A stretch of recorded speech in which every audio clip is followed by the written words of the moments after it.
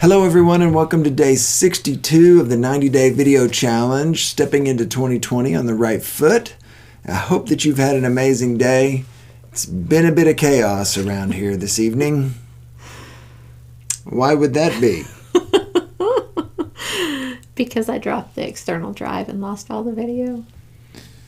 So, my wife has an external drive that she's used really for a couple of years on her MacBook Pro because she got one of the first ones with the solid state drive, so it doesn't have a lot of space. So she was needing it to store a bunch of stuff because, like the attic in our house, she hoards a lot of things.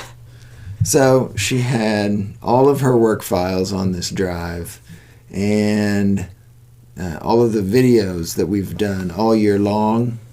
And all the videos for my real estate school. Yeah. And today, she decided to carry it around in an unprotected state, and it fell, and it's broken. So, we tried to recover some, got a few things, but not the things that we needed. So, yeah. Good times. Good times. So anyway, it is what it is. Footage might be gone, files might be gone, but you know what? In the grand scheme of life, is it really going to make that much of a difference? Probably not. Probably just lose a little sleep, having to get things recovered, but it is what it is. It is. Valuable lesson learned. If you have 700 bags in the house, probably ought to use one. I can't even say anything. I know. All right. Well, besides the chaos, today was day 25 in the Draw the Circle 40-day prayer challenge. It's Prophetic Voice. Mm-hmm. The verse that goes with today's reading is from Numbers 11, verse 29. I wish that all the Lord's people were prophets. And to some extent, we are.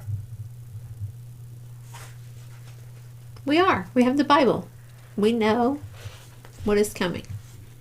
And we have a choice about what we speak over other people in our lives. And we'll get to that in a minute. He talks about the 2012 NCAA basketball tournament where the Marquette Screaming Eagles made it to the Sweet 16. Their coach, Buzz Williams. Long story short, Buzz Williams had gone through the, what is the title of that book?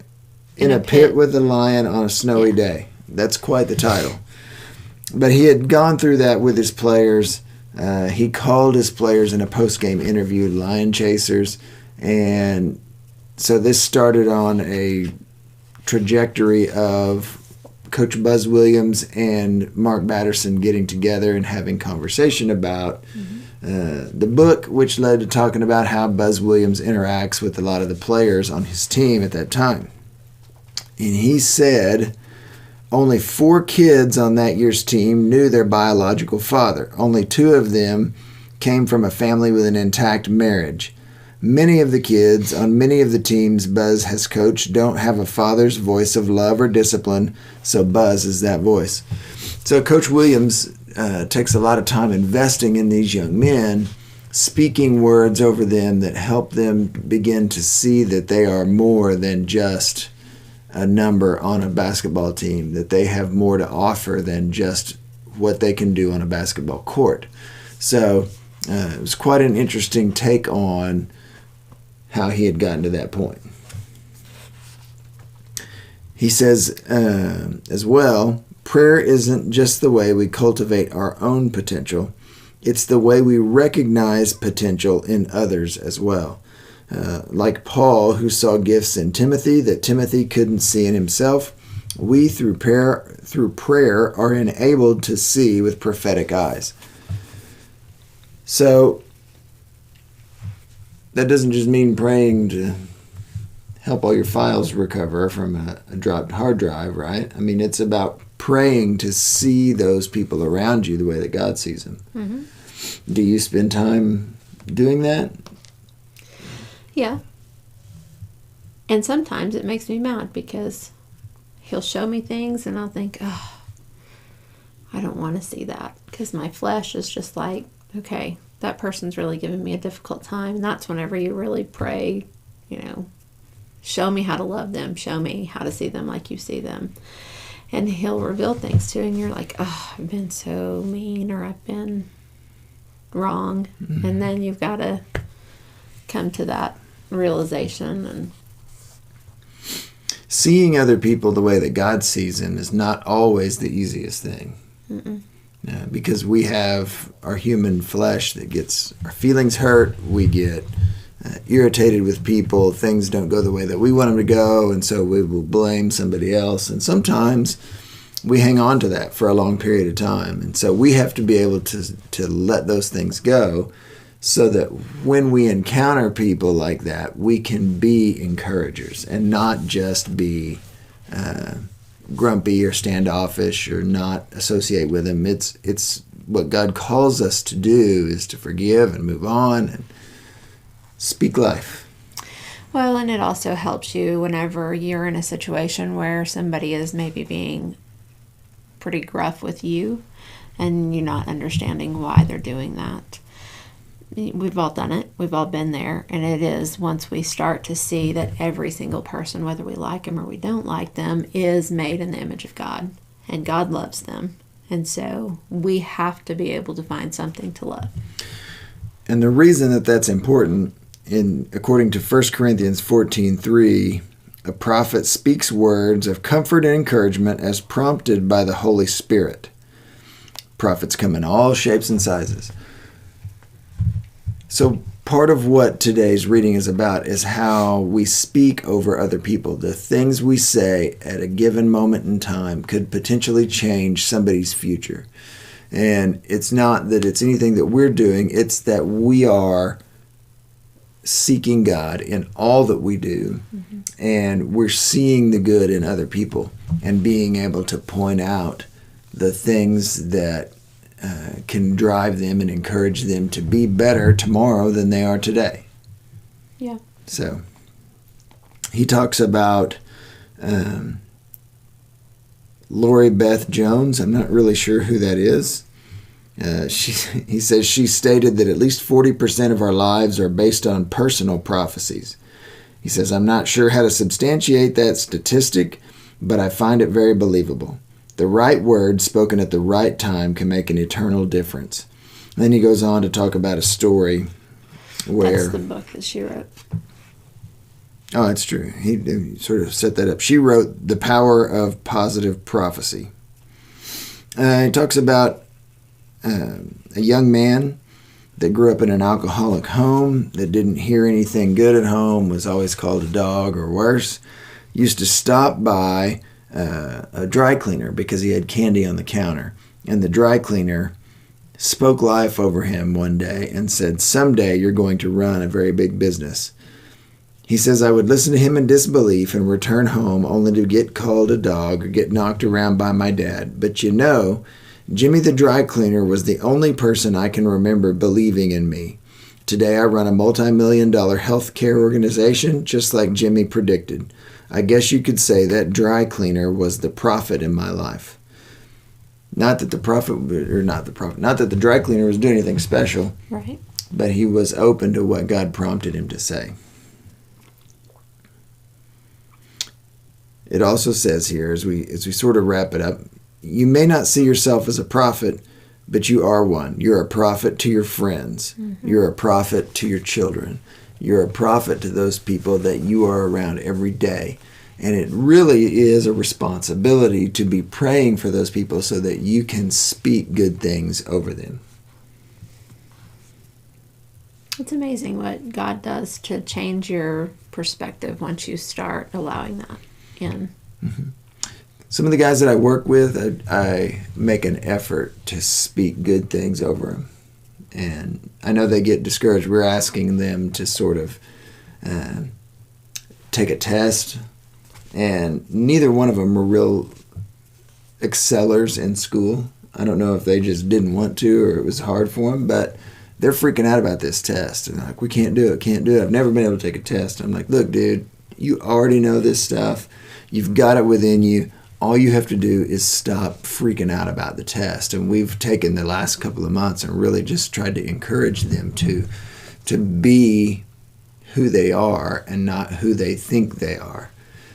So it's been fun to sort of watch that process from the outside. But same thing goes with our kids. When you have to correct actions, you have to correct actions, but it's also our responsibility to encourage and to speak life into the good things that we see. Around our house, that can be difficult, and just like it is in some blended families. I mean, there are certain things that you see differently than your spouse might see. There are certain things about your biological children that you see differently than your spouse will see. There's certain things that you see differently about your stepchildren than what your spouse sees. It's just different. It's not that it's bad, it's just different. And so we have to be ready to speak into the good things and to correct when there's time to be corrected. But the most important thing is to speak into the good things. I would agree with that. And my broker actually has a tattoo on her wrist that says "Speak Life," and I think, that's a good reminder to be able to have some type of a trigger that as you're going to help yourself to know every single day, because in our culture and in our society that we have all around us, there is so much negative self-talk. There is so much negative thrown out at other people because hurt people. And they throw out the negativity at you, not because it's true about you, but it may be true about them. And so they want misery to be company. Misery loves company. Mm-hmm. And so I think that it's important to figure out whatever that trigger is that helps you to speak life, to speak prophecy over those that are coming into your presence. And, we've talked earlier about where in the Bible it says to bless a home as you go into it, even before you know anything about the home.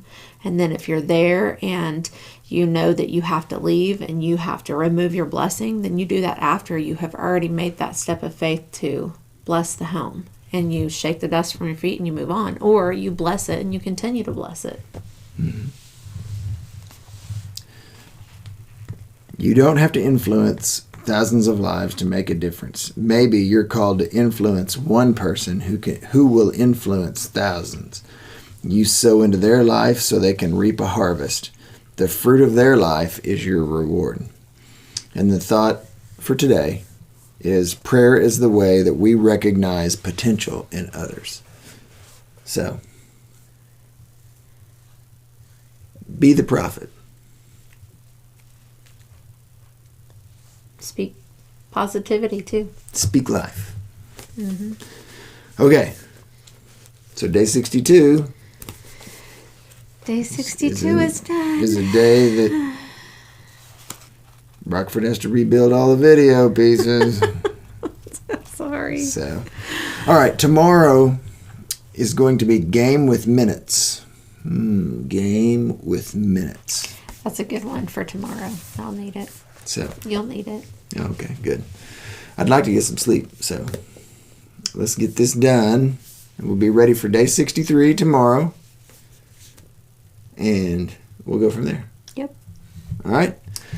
Thank you, everybody. If you like what you hear, subscribe down below. If you have a comment, question, thought, reaction, make sure you leave a comment. You can do it here on YouTube, or you can jump over to Facebook and do it on the Broken to Beautifully Blended page over there. Say that 3 times fast. Not going to try? I didn't think so. Are you saying me not trying? Broken to Beautifully Blended. Broken to Beautifully Blended. No, you got to say Broken to Beautifully Blended page. Broken to Beautifully Blended page. Broken to Beautifully Blended page. Broken to Beautifully Blended page. Whatever. So, anyway, see you tomorrow. Day 63. You guys have a great day.